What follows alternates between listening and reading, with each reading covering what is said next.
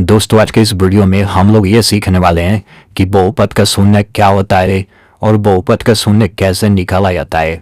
तो आपको बिल्कुल ऐसे ही बहुपद दे दिया जाएगा, जैसे यहाँ पे देखिए 4 बहुपद दिया है। ये पहला बहुपद है, दूसरा बहुपद, तीसरा और चौथा। इसी तरह से आपको बहुपद दे दिया जाएगा और आपसे पूछेगा कि निम्न बहुपदों के शून्य ज्ञात कीजिए। ठीक है, तो आप लोग इस वीडियो को अगर अच्छे से ध्यान से देख लेते हैं तो आप शून्य का निकालना सीख जाएंगे। ठीक है, अगर आप लोग कक्षा 9 या फिर कक्षा 10 में पढ़ते हैं तब तो आपको शून्य का निकालना आना ही चाहिए किसी भी कीमत पे, क्योंकि आप लोगों में एक चैप्टर है पॉलिनोमियल यानी कि बहुपद, तो उसमें आपको शून्य निकालने के लिए कहा जाता है। तो अगर आप लोग इसको सीखे रहेंगे तभी तो निकाल पाएंगे शून्य। तो सबसे पहले हम ये समझेंगे कि शून्य क्या होता है। ठीक है, तो देखिए शून्य समझने से पहले आपको ये भी पता रहना चाहिए कि बहुपद क्या होता है। अगर आपको ये नहीं पता कि बहुपद क्या होता है तब भी आपको ये समझ आ जाएगा अच्छे से, लेकिन आप लोग बहुपद चैप्टर से ये शून्य के बारे में पढ़ रहे हैं तो आपको बहुपद पहचानना आना चाहिए, यानी कि बहुपद क्या होता है और कैसे पहचाना जाता है, ये सब आप लोग सीख जाएंगे। मैंने एक वीडियो बनाया है, एकदम सिंपल भाषा में बनाया है, तो उसका लिंक मैं यहाँ पे दे दूंगा। तो चलिए समझते हैं सबसे पहले शून्य क्या होता है। तो जैसे मान लीजिए यहाँ पे एक पहला बहुपद है, ठीक है, तो इसमें देखिए यहाँ पे x है, इस दूसरे बहुपद में भी x है, इस तीसरे बहुपद में भी देखिए आप केवल x है, ये इसमें भी केवल x है। तो शून्य क्या होता है, तो ध्यान से आप लोग देखिएगा, इस बहुपद में इस x की जगह पे हम लोग ऐसी कौन सी संख्या रखेंगे ताकि रख करके हल करें तो पूरा 0 आ जाए। तो देखिए अगर हम इस x की जगह पे इस x की जगह पे -2 रख दें तो क्या होगा, यहाँ पे -2 हो जाएगा, ये +2। तो आप देख सकते हैं इसको हल करेंगे तो 0 आ जाएगा। ठीक है, तो यहाँ पे देखिए 0 आ गया, यानी कि ये जो -2 है ना, इसका x शून्य है। उसी तरह से इस x की जगह पे हम लोग कौन सी संख्या रखें ताकि रख करके हल करें तो पूरा 0 आ जाए। तो देखिए यहाँ पे 3x का मतलब होता है 3 गुणा x, आपको पता रहना चाहिए।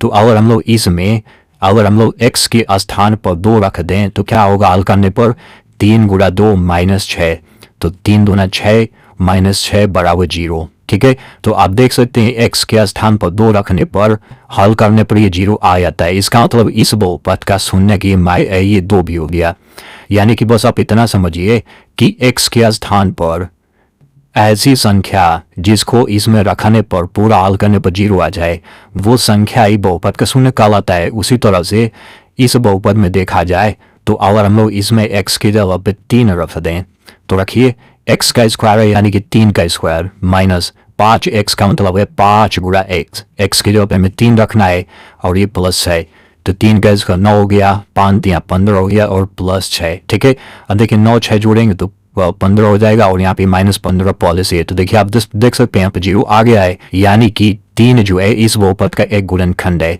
अब यहाँ पे एक चीज और देखिए, अगर हम लोग इसी बहुपद में 2 रख दें, मतलब इस x के स्थान पर 2 रखेंगे तब क्या आएगा, देखिए ये हो जाएगा 2 का स्क्वायर -5 गुणा 2 प्लस 6, तो 2 का स्क्वायर यानी कि 2 का 2 बार गुणा तो ये 4 हो जाएगा और 5 दूना 10 हो जाएगा प्लस 6, तो यहाँ पे देखिए 4 और 6 10 हो जाएगा और ये -10।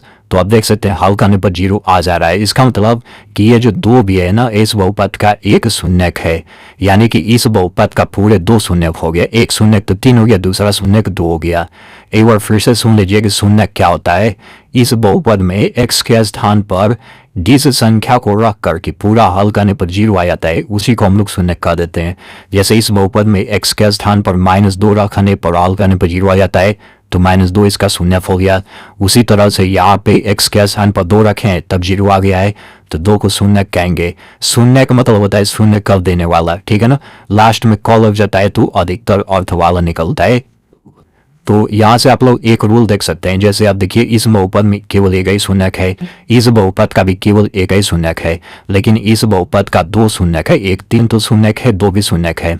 तो एक रूल याद रख लीजिए कि अगर बहुपद में सबसे बड़ी घात 1 है, मतलब जो x है उस पर देखिए यहाँ पे 1 घात है, कुछ भी नहीं है तो 1 घात है, तो सबसे बड़ी घात जितना रहता है उतना ही शून्य होता है उसका। जैसे यहाँ पे x पर 1 घात है तो इसका एक ही शून्य है, यहाँ पे सबसे बड़ी घात x पर 1 है पर एक ही शून्य है, लेकिन यहाँ पे x पर 1 घात, यहाँ पे 2 घात है तो 2 घात बड़ा है, इसीलिए इसका 2 शून्य है। उसी तरह से इसमें देखिए सबसे बड़ी घात 3 है तो इसका शून्य 3 होगा, ठीक है ना, मतलब 3 शून्य होगा, इतना आप समझते रहिए। तो आई होप आपको समझ आ गया होगा कि शून्य क्या होता है। अब हम लोग ये समझेंगे कि शून्य निकाला कैसे जाता है। जैसे मान लीजिए इसका शून्य -2 है, हमें तो पता चल गया -2 है शून्य, लेकिन इसको निकालेंगे कैसे। हमें यह भी पता चल गया इसका शून्य 2 है, लेकिन निकालेंगे कैसे। हमें यह भी पता चल गया कि इसका शून्य 3 और 2 है, तो निकालेंगे कैसे, चलिए समझते हैं। तो सबसे पहले हम इसका शून्य निकालेंगे। तो यहाँ पे बहुपद लिख लेते हैं x+2। तो इस बहुपद का शून्य निकालना है, तो आप लोग ध्यान से समझिएगा। हमें जिस बहुपद का शून्य निकालना रहता है उसके बराबर 0 कर देते हैं। तो हमें इसका शून्य निकालना है, तो इसके बराबर 0 कर दीजिए। अब जैसे ही 0 करेंगे ना, तो इसमें जो x है आपको x का मान निकाल देना है। x का जो मान होता है वो शून्य होता है, तो यहाँ पे ये हो जाएगा x। अब यहाँ देखिए +2 है, तो बराबर के इधर आएगा तो -2 हो जाएगा। तो आप देख सकते हैं x बराबर -2 आ गया है। तो ये जो -2 है यही शून्य है। x का मान -2 है ना, देखिए -2 आया है। उसी तरह से इसका शून्य का निकालना है 3x - 6। तो इसका शून्य का निकालना है, तो इसके बराबर 0 कर दीजिए और x का मान निकाल लीजिए। तो ये हो जाएगा 3x बराबर -6, उधर जाएगा तो प्लस हो गया। यहाँ पे 3 गुणा x है, तो जब गुणा रहता है ना तो 3 बराबर के इधर आएगा, तो ये बटा के नीचे आएगा, भाग में, गुणा वाला भाग में हो जाता है। अब देखिए 3 दूना 6, तो x बराबर 2 आ गया है, यानी कि इसका शून्य कितना आ गया 2। आप देख सकते हैं हमने इसका शून्य 2 निकाला है। अब यहाँ पे इसको देख लेते हैं, ये सबसे महत्वपूर्ण है।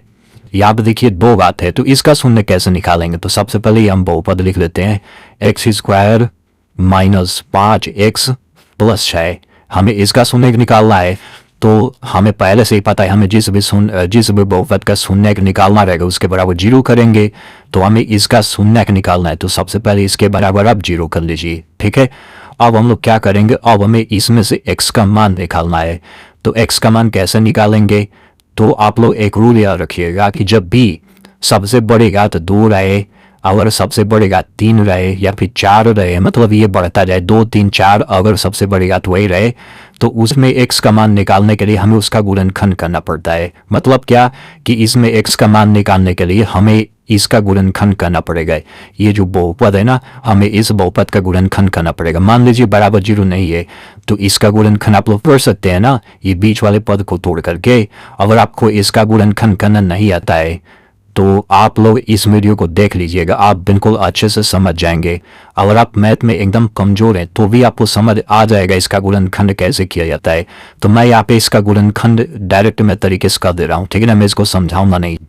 तो ये हो जाएगा x², इसका गुणनखंड करेंगे तो ये हो जाएगा 3x - 2x + है, यानी कि सबसे पहले आप इसका गुणनखंड कर लीजिए। तो इन दोनों में से x का मान है तो ये हो जाएगा x - 3, इन दोनों में से -2 का मान है तो ये हो जाएगा x - 3। तो यहाँ पे एक कोष्टक में हो जाएगा x - 3, दूसरे कोष्टक में हो जाएगा x - 2। तो आप देख सकते हैं कि इसका जब आप गुणनखंड करेंगे तो वो इतना आएगा। तो जब भी आपको 2 बात यहाँ पे दे दे और आपको शून्य पूछे तो आप इसी तरह से गुणनखंड करेंगे और ये बराबर 0 लगाते आएंगे, ठीक है ना। तो यहाँ तक तो सभी लोग कर लेंगे। अगर आप ये गुणनखंड अगर आपको आता है तो यहाँ तक तो आप कर लेंगे। इसके बाद आपको क्या करना है वो आप लोग ध्यान से समझिएगा। यहाँ पे पहला कोष्टक के अंदर x - 3 है, तो आप एक बार x - 3 बराबर 0 करिए, फिर आप एक बार x - 2 बराबर 0 करिए। तो आप समझिए कि यहाँ से x शून्य का निकल जाएगा, यानी कि x का मान निकालेंगे तो x बराबर 3 हो जाएगा। यहाँ से x का मान निकालेंगे तो 2 हो जाएगा। तो आप देख सकते हैं x का 2 मान आ रहा है, तो इसका 1 शून्य 3 हो गया, 1 2 हो गया। आप देख सकते हैं 3 और 2 इसका शून्य है, ठीक है।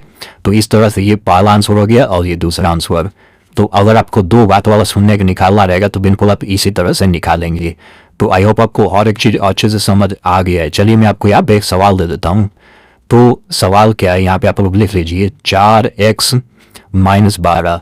आपको इस बहुपद का शून्य निकाल करके बताना है। और आप लोगों से एक छोटा सा रिक्वेस्ट करूंगा, देखिए इतनी सरल तरीके से समझाने के लिए वीडियो के पीछे मेहनत होती है, तो आपसे रिक्वेस्ट है कि आप लोग इस वीडियो को एक लाइक कर दीजिए और अपने दोस्त को इस वीडियो को जरूर शेयर करिएगा, क्योंकि अगर आपको समझ आ गया है तो उन्हें भी समझ आ जाएगा।